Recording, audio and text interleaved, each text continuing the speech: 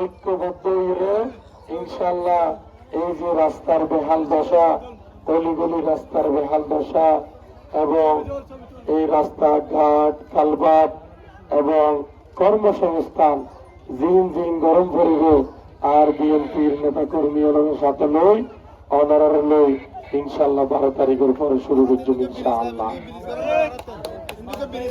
ইনশাল্লাহ ইনশাল্লাহ বলছো আর নেতা তারা করে মানুষ এতক্ষণে মহব্বত করি অনারার আদর করি ইতারার জোর মেনে বারান্দা মসজিদ 500 ঘন্টা ভয় লাগিয়ে রে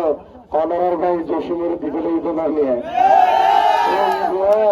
ইনশাল্লাহ বড় ধরনের ফান আনি ইনশাল্লাহ এই চন্দনেশ্বর এবং আংশিক সাতকানিয়ার যা উন্নয়ন গরম পড়ে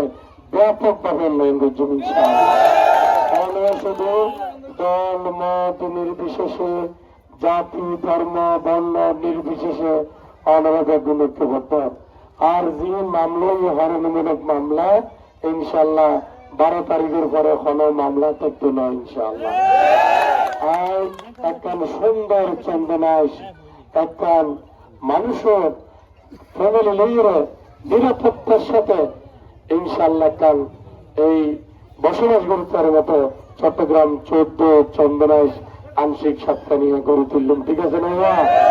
এই আমি মাঝে মেরুত্তম নিরুত্তম বিদ্যালয়ের হারানা দিয়ে গণসংযোগ একেবারেই আর তো বহুত জায়গা রয়ে গেলে এই পথসভা এই 5 নম্বর ওয়ার্ড সেই এই যে সফল করছি